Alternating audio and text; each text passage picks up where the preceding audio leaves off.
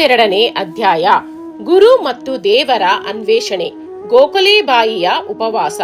ಸಾಯಿಬಾಬಾ ಅವರು ಒಂದು ಕಾಡಿನಲ್ಲಿ ತಮ್ಮ ಗುರುವಿನಿಂದ ಹೇಗೆ ಪರಮಾತ್ಮನ ಸಾಕ್ಷಾತ್ಕಾರ ಪಡೆದರು ಮತ್ತು ಗೋಖಲೆಯವರ ಉಪವಾಸ ವ್ರತವನ್ನು ಹೇಗೆ ಮುರಿದರು ಎಂಬುದನ್ನು ಹೇಮಾಂಡ ಪಂತರು ಇಲ್ಲಿ ವಿವರಿಸುತ್ತಾರೆ. ಇಲ್ಲಿ ಹೇಮಾಂಡ ಪಂತರು ಈ ಸಂಸಾರವನ್ನು ಬೇರು ಮೇಲಕ್ಕೂ ಕೊಂಬೆಗಳು ಕೆಳಕ್ಕೂ ಇರುವ ಅಶ್ವತ್ಥ ಮರದ ಉಪಮೆಯಿಂದ ವಿವರಿಸುತ್ತಾರೆ. ಈ ಅಶ್ವತ್ಥ ಮರದ ಆದಿ ಅಂತ್ಯಗಳು ಗೊತ್ತಿರುವುದಿಲ್ಲ.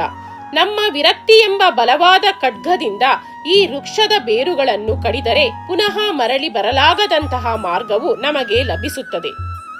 ಈ ಪಥದಲ್ಲಿ ಸಾಗಬೇಕಾದರೆ ಮಾರ್ಗದರ್ಶನ ಅಗತ್ಯ. ನಾವು ಎಷ್ಟೇ ವಿದ್ಯಾವಂತರಾಗಿರಲಿ, ಪಾಂಡಿತ್ಯವನ್ನು ಪಡೆದಿರಲಿ, ಮಾರ್ಗದರ್ಶನ ಬೆಂಬಲವಿಲ್ಲದೆ ನಾವು ನಮ್ಮ ನಿಶ್ಚಿತ ಗುರಿಯನ್ನು ಕ್ಷೇಮದಿಂದ ಮುಟ್ಟಲಾರೆವು. ಸರಿಯಾದ ಮಾರ್ಗ ತೋರಿಸುವ ಮಾರ್ಗದರ್ಶಕನಿದ್ದರೆ ಪ್ರಯಾಣವು ಸುಗಮವಾಗುತ್ತದೆ. ಬಾಬಾ ಅವರೇ ಹೇಳಿದ ಅವರ ಸ್ವಂತ ಅನುಭವವು ಆಶ್ಚರ್ಯಕರವಾಗಿದೆ. ಇದನ್ನು ಭಕ್ತಿ ಶ್ರದ್ಧೆಯಿಂದ ಕೇಳುವವರಿಗೆ ಮುಕ್ತಿ ಮಾರ್ಗ ದೊರೆಯುತ್ತದೆ. ಅನ್ವೇಷಣೆ. ಒಮ್ಮೆ ನಾವು ನಾಲ್ವರು ಧಾರ್ಮಿಕ ಗ್ರಂಥಗಳನ್ನು ಅಭ್ಯಾಸ ಮಾಡುತ್ತಿದ್ದೆವು. ಇದರಿಂದ ಜ್ಞಾನ ಉಂಟಾಗಿ ಬ್ರಹ್ಮನನ್ನು ಕುರಿತು ಚರ್ಚೆ ಆರಂಭಿಸಿದೆವು. ಒಬ್ಬನು ನಮ್ಮ ಸ್ವಂತ ಪ್ರಯತ್ನದಿಂದಲೇ ಆತ್ಮಜ್ಞಾನವನ್ನು ಪಡೆಯಬೇಕು, ಇತರರಿಗೆ ಅಧೀನರಾಗಬಾರದು ಎಂದನು.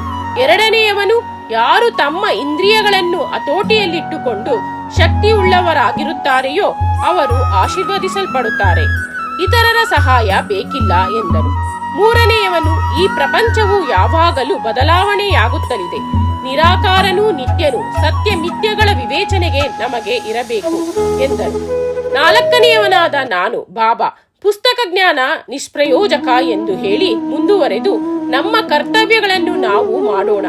ನಮ್ಮ ದೇಹ, ಮನಸ್ಸು ಮತ್ತು ಪಂಚ ಪ್ರಾಣಗಳನ್ನು ಗುರುವಿನ ಪಾದಗಳಲ್ಲಿ ಅರ್ಪಿಸೋಣ. ಗುರುವೇ ಸರ್ವಂತರ್ಯಾಮಿ, ಗುರುವೇ ದೇವರು. ಈ ದೃಢ ನಂಬಿಕೆ ಉಂಟಾಗಬೇಕಾದರೆ ಗುರುವಿನಲ್ಲಿ ಅಪರಿಮಿತವಾದ ಭಕ್ತಿ ಮತ್ತು ಪ್ರೀತಿ ಅಗತ್ಯ ಎಂದನು. ಈ ರೀತಿ ಚರ್ಚಿಸುತ್ತಾ ನಾವು 4 ಜನ ದೇವರನ್ನು ಹುಡುಕುತ್ತಾ ಒಂದು ಕಾಡಿನಲ್ಲಿ ಹೊರಟೆವು. ಉಳಿದ 3 ತಮ್ಮ ಸ್ವಂತ ಪ್ರಯತ್ನ ಮಾಡಲು ಯತ್ನಿಸಿದರು. ಆಗ ಕಾಡು ನಿವಾಸಿ ವನಜಾರಿ ಒಬ್ಬನು ನಮ್ಮನ್ನು ದಾರಿಯಲ್ಲಿ ಸಂಧಿಸಿ, ಈ ಉರಿ ಬಿಸಿಲಿನಲ್ಲಿ ಎಲ್ಲಿಗೆ ಹೋಗುತ್ತಿದ್ದೀರಿ ಎಂದು ಪ್ರಶ್ನಿಸಿದನು. ಕಾಡಿನಲ್ಲಿ ಹುಡುಕುವುದಕ್ಕೆ ಎಂದು ಉತ್ತರ ಕೊಟ್ಟೆವು. ಅವನು ಏನು ಹುಡುಕಾಡಲು ಎಂದು ವಿಚಾರಿಸಿದನು. ನಾವು ಅವನಿಗೆ ಮತ್ತೆ ಆರಿಕೆಯ ಉತ್ತರ ಕೊಟ್ಟೆವು. ಗೊತ್ತು ಗುರಿ ಇಲ್ಲದೆ ನಾವು ಅಲಿಯುತ್ತಿರುವೆವೆಂದು ಕನಿಕರದಿಂದ ಅವನು, ಕಾಡಿನಲ್ಲಿ ಪರಿಚಯವಿಲ್ಲದೆ ಏಕಾಂಗಿಯಾಗಿ ಅಲೆಯುವುದು ಸುಲಭವಲ್ಲ. ನೀವು ಇಲ್ಲಿ ಸಂಚರಿಸಬೇಕಾದರೆ ಈ ದಾರಿಯಲ್ಲಿ ನುರಿತ ಮಾರ್ಗದರ್ಶಕನನ್ನು ಜೊತೆಯಲ್ಲಿ ಕರೆದುಕೊಂಡು ಹೋಗಬೇಕು. ವಿನಾಕಾರಣ ಈ ಉರಿ ಬಿಸಿಲಿನಲ್ಲಿ ಅಲೆದು ಯಾಕೆ ಬಳಲುವಿರಿ? ನೀವು ಹುಡುಕಲು ಹೊರಟಿರುವ ಉದ್ದೇಶ ನನಗೆ ಹೇಳುವುದು ಬೇಡ. ಸ್ವಲ್ಪ ಹೊತ್ತು ಕುಳಿತುಕೊಳ್ಳಿ, ಆಹಾರ ತೆಗೆದುಕೊಂಡು ಕೆಲವು ಕಾಲ ವಿಶ್ರಮಿಸಿ, ಅನಂತರ ಹೊರಡಿ. ಯಾವಾಗಲೂ ತಾಳ್ಮೆಯಿಂದಿರಿ ಎಂದನು. ಅವನ ಮೃದು ನುಡಿಗಳನ್ನು ಲೆಕ್ಕಿಸದೆ ಮುಂದೆ ನಡೆದೆವು. ನಾವು ಸ್ವಯಂ ಪರಿಪೂರ್ಣರು, ನಮಗೆಲ್ಲ ಗೊತ್ತಿದೆ, ಬೇರೊಬ್ಬರ ಅಗತ್ಯ ಇಲ್ಲ ಎಂಬ ಅಹಂಭಾವದಿಂದ ಅಲೆಯತೊಡಗಿದೆವು. ಹೀಗೆ ಅಲಿಯುತ್ತಾ ದಟ್ಟವಾದ ಅರಣ್ಯದಲ್ಲಿ ಮಧ್ಯದಲ್ಲಿ ಹಾದಿ ತಪ್ಪಿದೆವು. ಅದೃಷ್ಟವಶಾತ್ ನಾವು ಹೊರಟ ಸ್ಥಳಕ್ಕೆ ಬಂದು ಸೇರಿದೆವು. ಆ ವನಜಾರಿ ನಮ್ಮನ್ನು ಪುನಃ ಸಂಧಿಸಿ, ನಿಮ್ಮ ಬುದ್ಧಿಯನ್ನೇ ನಂಬಿಕೊಂಡು ದಾರಿ ತಪ್ಪಿದಿರಿ. ವಿಷಯ ಸಣ್ಣದಿರಲಿ ದೊಡ್ಡದಿರಲಿ, ನಮಗೆ ಸರಿಯಾದ ಮಾರ್ಗ ದೊರೆಯಲು ಮಾರ್ಗದರ್ಶನ ಅಗತ್ಯ. ಹಸಿದ ಹೊಟ್ಟೆಯಲ್ಲಿ ಯಾವುದೇ ವಸ್ತುವಿನ ಅನ್ವೇಷಣೆಯನ್ನು ಮಾಡಬಾರದು. ದೇವರು ಇಚ್ಛಿಸಿದ್ದಲ್ಲಿ ನಮ್ಮನ್ನು ಯಾರೂ ಸಂಧಿಸುವುದಿಲ್ಲ. ಆಹಾರವನ್ನು ಕೊಡಲು ಬಂದರೆ ತಿರಸ್ಕರಿಸಕೂಡದು. ಬಡಿಸಿದ ಅನ್ನವನ್ನು ಬಿಸಾಟಬಾರದು. ಕೆಲಸಕ್ಕೆ ಹೊರಡುವಾಗ ಆಹಾರವನ್ನು ಕೊಡಲು ಬಂದರೆ ಅದು ಒಳ್ಳೆಯ ಶಕುನ, ಕೆಲಸ ಜಯವಾಗುವುದು ಎಂದು ಹೇಳಿ ಪುನಃ ಆಹಾರವನ್ನು ಕೊಟ್ಟು ಸ್ವಲ್ಪ ವಿಶ್ರಮಿಸಲು ಹೇಳಿದನು. ಅವನ ಆಹಾರವನ್ನು ಸ್ವೀಕರಿಸದೆ ಆ 3 ಹೊರಡಲು ಸಿದ್ಧರಾದರು. ನನಗೆ ಅಲಿದು ಹಸಿವು ಬಾಯಾರಿಕೆ ಆಗಿತ್ತು. ಆ ಕಾಡು ಮನುಷ್ಯನ ಪ್ರೀತಿ ವಿಶ್ವಾಸಗಳು ನನ್ನ ಹೃದಯವನ್ನು ಕಲಕಿದವು. ಮನಸ್ಸು ಕರಗಿತು. ಅವನು ಕೀಳು ಮಟ್ಟದ ಜಾತಿಗೆ ಸೇರಿದವನಾದರೂ ಸಹ ಅವನ ಹೃದಯದಲ್ಲಿ ಪ್ರೀತಿ ವಿಶ್ವಾಸಗಳಿದ್ದವು. ನಾನು ಅವನ ಆಹಾರವನ್ನು ಸ್ವೀಕರಿಸಿದೆನು, ನೀರು ಕುಡಿದೆನು. ಆಗ ಜ್ಞಾನೋದಯ ನಾಂದಿಯಾಯಿತು.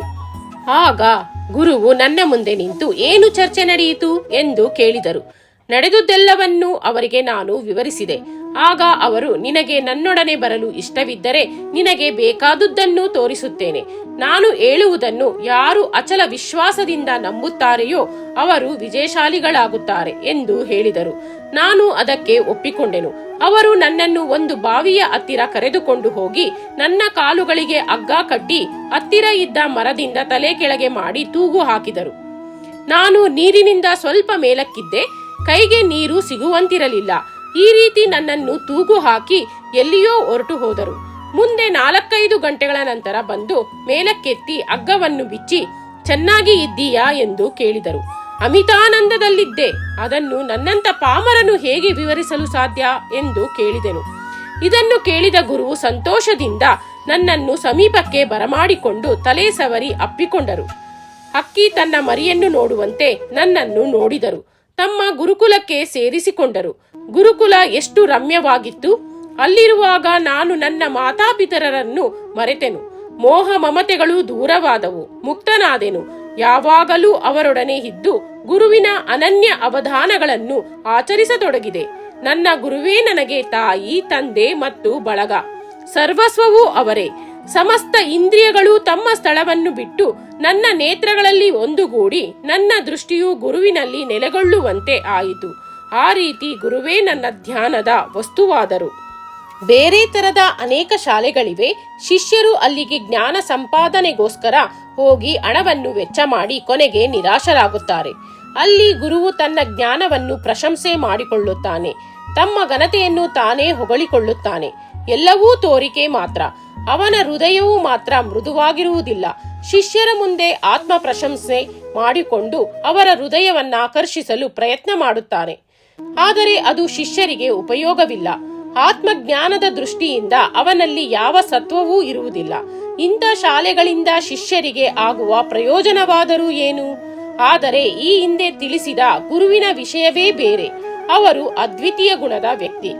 ಅವರ ದಯೆಯಿಂದ ಜ್ಞಾನವು ತನಗೆ ತಾನಾಗಿಯೇ ಲಭಿಸುತ್ತದೆ. ಈ 4 ಜನಗಳಲ್ಲಿ ಒಬ್ಬ ಕೆಲವು ಧಾರ್ಮಿಕ ವಿಧಿಗಳನ್ನು ಹೇಗೆ ಆಚರಿಸಬೇಕೆಂಬುದನ್ನು ಅರಿತವನಿದ್ದ.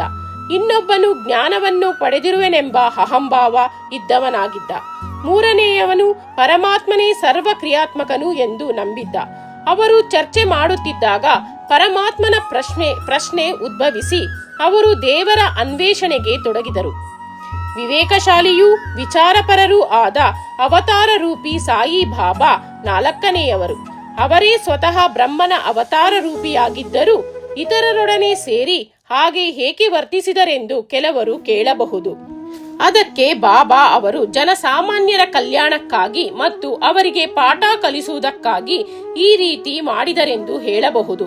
ಅವರೇ ಅವತಾರ ರೂಪಿಯಾಗಿ ಕೆಳಮಟ್ಟದ ವನಜಾರಿಯ ಆಧಾರಾತಿಥ್ಯವನ್ನು ಸ್ವೀಕರಿಸಿ ಆಹಾರವನ್ನು ಬ್ರಹ್ಮನೆಂದು ಬಗೆದು ಊಟ ಮಾಡಿದರು. ಆ ವನಜಾರಿಯು ಆಧಾರಾತ್ಯವನ್ನು ಸ್ವೀಕರಿಸದೆ ಹೋದ 3 ಹೇಗೆ ಕಷ್ಟಪಟ್ಟರು ಎಂಬುದನ್ನು ತಿಳಿಯಪಡಿಸಿದ್ದಾರೆ. ಗುರುವಿನ ಸಹಾಯವಿಲ್ಲದೆ ಜ್ಞಾನಾರ್ಜನೆ ಮಾಡಲು ಅಸಾಧ್ಯವೆಂದು ಕಾರ್ಯರೂಪದಲ್ಲಿ ತೋರಿಸಿದ್ದಾರೆ. ತಾಯಿ, ತಂದೆ ಮತ್ತು ಪರಮಾತ್ಮನನ್ನು ಪೂಜಿಸಿ ಗೌರವಿಸಬೇಕೆಂದು ಧಾರ್ಮಿಕ ಗ್ರಂಥಗಳ ಪಠಣ ಮಾಡಬೇಕೆಂದು ಶ್ರುತಿಯಲ್ಲಿ ಹೇಳಿದೆ. ಮನಃಶುದ್ಧಿಯನ್ನು ಹೊಂದಿದರೆ ಮಾತ್ರ ಆತ್ಮಜ್ಞಾನ ದೊರಕುತ್ತದೆ. ಇಂದ್ರಿಯಗಳಿಗಾಗಲಿ ಮನಸ್ಸಾಗಲಿ ಬುದ್ಧಿಯಾಗಲಿ ಆತ್ಮವನ್ನು ಸಂಧಿಸಲಾರವು. ಅದಕ್ಕೆ ಗುರುವಿನ ದಯೆ ಅತ್ಯಗತ್ಯ. ವಿಷಯದ ವಸ್ತುಗಳಾದ ಧರ್ಮ, ಅರ್ಥ, ಕಾಮ ಇವುಗಳನ್ನು ನಾನು ನನ್ನ ಸ್ವಪ್ರಯತ್ನದಿಂದ ಹೊಂದಬಹುದು. ಆದರೆ ಮೋಕ್ಷವನ್ನು ಪಡೆಯಲು ಗುರುವಿನ ಸಹಾಯ ಅತ್ಯಗತ್ಯ. ಬಾಬಾರವರ ದರ್ಬಾರಿನಲ್ಲಿ ಅನೇಕರು ಬಂದು ತಮ್ಮ ಪಾತ್ರವನ್ನು ವಹಿಸಿದರು. ಜ್ಯೋತಿಷಿಗಳು ಬಂದು ಭವಿಷ್ಯ ನುಡಿಯುತ್ತಿದ್ದರು. ಅಧಿಕಾರಿಗಳು, ಕುಲೀನರು, ಸಾಮಾನ್ಯರು, ಸನ್ಯಾಸಿಗಳು, ಯೋಗಿಗಳು, ಬಡವರು, ಸಂಗೀತಗಾರರು ಬಾಬಾರವರ ದರ್ಶನಕ್ಕಾಗಿ ಬರುತ್ತಿದ್ದರು.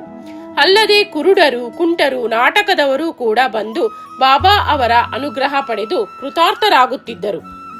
ಗೋಖಲೆಯವರ ಉಪವಾಸ. ಬಾಬಾ ಎಂದು ಉಪವಾಸ ಮಾಡುತ್ತಿರಲಿಲ್ಲ. ಇತರರನ್ನು ಸಹ ಉಪವಾಸ ಮಾಡಲು ಬಿಡುತ್ತಿರಲಿಲ್ಲ. ಉಪವಾಸ ಮಾಡುವವನ ಮನಸ್ಸು ನೆಮ್ಮದಿಯಿಂದ ಇರುವುದಿಲ್ಲ.